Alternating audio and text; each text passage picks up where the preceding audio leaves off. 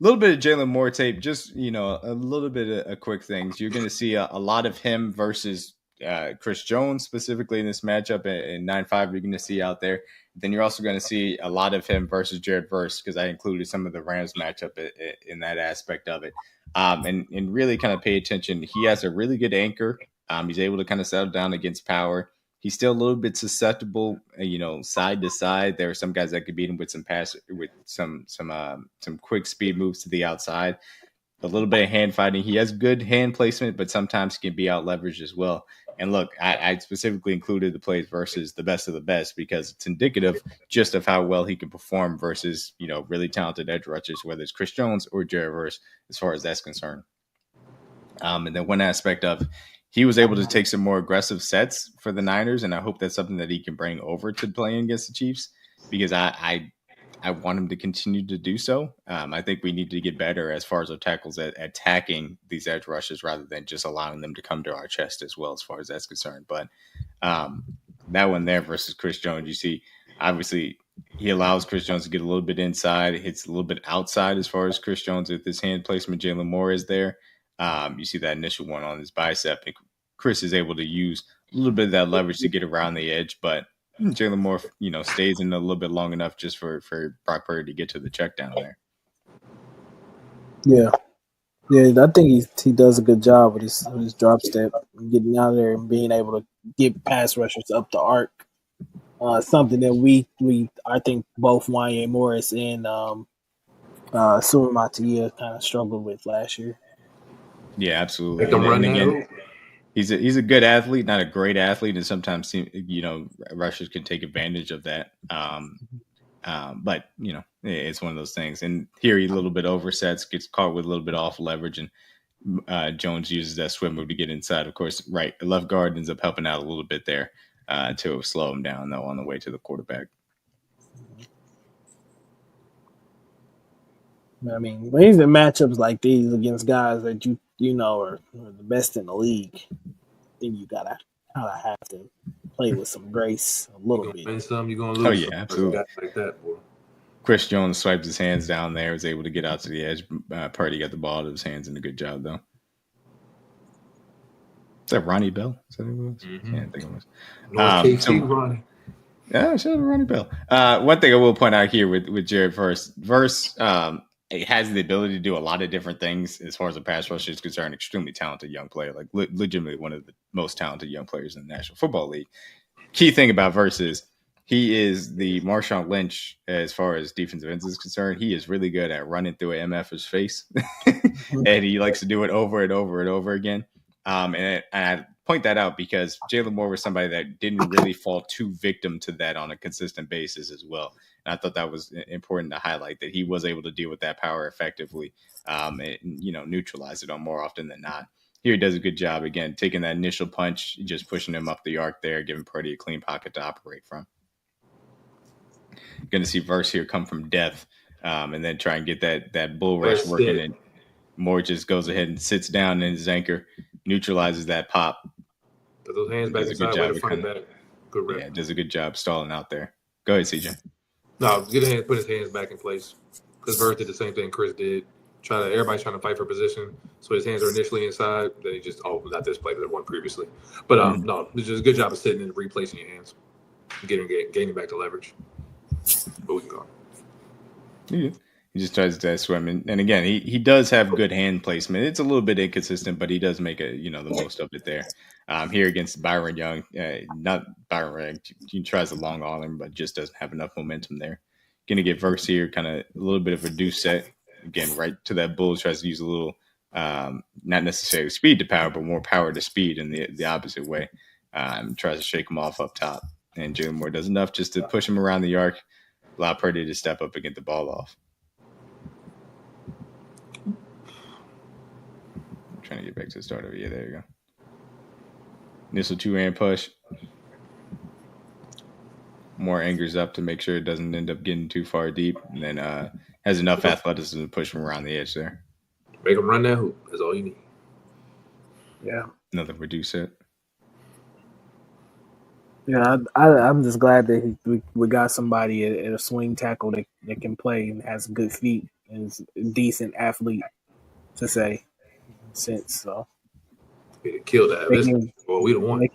making making guys run up that arc. I think if you give Mahomes a little bit of time and at least decent comparable tackle play, the sky's the limit for this offense going forward. Just need that extra second, man. That's it. Or half second. Verse does a good job swiping away that initial strike to his chest from Moore, but Moore does enough again to use his feet, get underneath him, just push him up that arc there, even with the long arm, and getting hit from behind at that.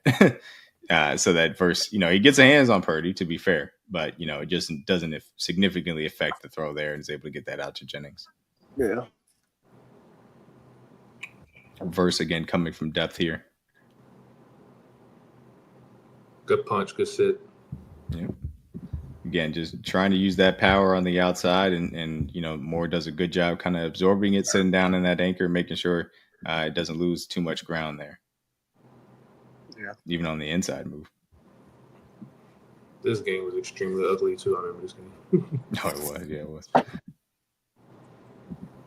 Good pass off. First doing a little shimmy. He didn't fall for it. Kept his head out of it. There you go. Good strength here, not to give up that inside as versus trying to do a little, not necessarily full hump move because he's not inside of him like Reggie White, but use that arm to try and shove him aside, and ultimately Moore sticks with him.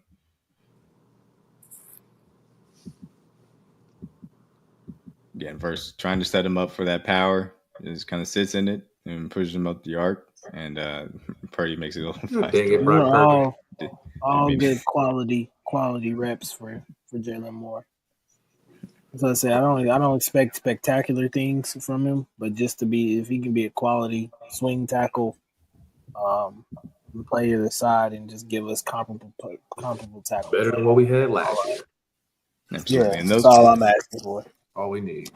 Those were the true dropbacks that he had versus Chris Jones versus Jared Verse, and those were the reps in which he was able to play very well. And like you said, at worst, he's going to be a significant upgrade as far as the swing tackle position than we had last year. You play left and right, and if he's the starting left tackle, I could see it working out at least until they feel comfortable putting Josh Simmons out there too. So we'll see how that progresses, obviously throughout the offseason. I shouldn't say offseason. It's throughout training camp. There you go. That's what I was looking for. Finally, with the interior offensive line, and specifically, we're going to talk about Kingsley Suamataia. I will give a quick update because I saw this as we were live. Matt Derrick of Chiefs Digest, who obviously covers the Chiefs, did say that he does not expect Trey Smith to ultimately sign an extension, and he expects him to play this year on the franchise tag. Now, that's just what Matt Derrick says. Last we had heard from Nate Taylor over at The Athletic. He said that he expects it to get done. He said he was about 85% sure. That was of last week, obviously before the July 4th holiday. And once again, 7 days out, technically, from the July 15th deadline for the Chiefs and Trey Smith to reach a deal. I'm still, confident in them getting done. I don't have any inside information, though, so you take that with a grain of salt. But I think deadlines make deals, and I think that they'll end up getting this done. But I do think that's a worthwhile update to go ahead and give as we give a little Trey Smith a watch. And obviously, in a week's time, is next Tuesday the 15th? I guess technically it would be, right? Yes. Mm-hmm. Yes. A week from today. So in a week's time, obviously that deadline will be 4 p.m. So the next time that you guys hear from us, we'll have an answer on if Trey Smith has a contract or not. So we're going to see. We are going to see. But just to end this off, I did want to go through just the Kingsley Suamataia film really quickly. And there's only a few of these snaps that we had actually true dropbacks to go off of, specifically going after Zach Allen, who had a really good year for the Denver Broncos, an interior pass rusher. And again, because Jaylon Moore is a good athlete playing tackle, Kingsley Suamataia is a great athlete playing tackle. He's going to be a really great athlete playing inside at guard. And so that is important. Good hand fighting here to just stay in front of Allen, not give him any, specific way, not falling for any fakes, being able to play with. The biggest, key for Suamataia is really just going to be about, can you deal with power on a consistent basis? And if you can, then you can survive at left guard. If you can't, then it's going to be difficult. And this is what I'm talking about as far as dealing with power, because Push. Allen tried to do the hand fighting, shimmy thing, and he's like, "Oh, this guy's a tackle. I need to go ahead and try and run through his face." Suamataia gets a little bit pushed back here initially, and struggles to anchor up there afterwards. So that's going to be the key thing for Suamataia surviving at left guard. Can you deal with power on a consistent basis? And if he can, then he can do well. And the good thing is, it seems like the rhetoric and the mandate was handed down pretty early as far as this was concerned. Hey, we're going to be moving you into left guard and kind of keeping you there. So hopefully he has trained accordingly to be ready to deal with that level of power on a more consistent basis as well. One other key thing, and I think this may be the snap, or maybe the next one, we'll see. No, okay. So one other thing about his athleticism specifically being here, those reach blocks, being able to get out, whether it is truly as a pulling guard or kind of screen passes or on some of these RPOs, him being able to get in front of these interior defensive linemen, I think is going to be important for a run game aspect of it. Here he does a good job at kind of sealing off his matchup. And ultimately, there's a run hole there. Obviously, we end up, Winston's up throwing out there. But just wanted to mention that as a little thing as far as the run game is concerned that he's going to end up helping out with. And this is indicative of some things that showed up a little bit on tape.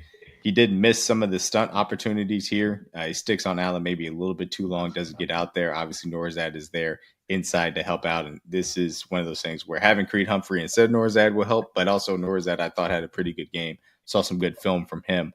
So I feel good about him being our backup center this year as far as that's concerned, which is nice. You always want to have depth as far as that's concerned when we talk about the interior of the offensive line. Obviously, Caliendo and C.J. Hansen expect to be back. We'll see if Wanya Morris factors into the guard position as well.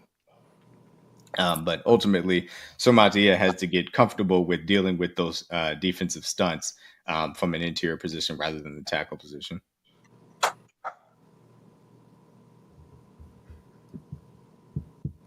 Dealing with that power, trying to get to that inside shoulder. Does a good job getting back in front of him. Stay on your feet, son. Yeah, try and stay on your feet, especially because you got a looper coming around here as well, trying to get past you as far as 98 is concerned. Having the athleticism should help him out in there. But yeah, definitely gonna have to be improving in taking on some of those bull rushes and power in the inside. Get a little stronger. Gotta get that anchor together, big fella.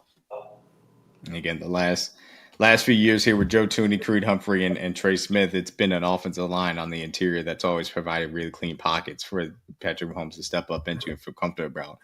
Kingsley Suamataia is a massive piece of making sure that continues as far as that's concerned. Does a good job here, kind of dealing with that power with a little bit of help at 100 Norzad, and so he's going to be a massive piece of what this offensive line looks like. And again, power aspect and kind of dealing with some of those stunts, he's got to be ready to take on. And if he is, then this interior offensive line will be really good once again. If he's not, then we'll have some issues, because then you're back to maybe Caliendo, maybe Wanya Morris, maybe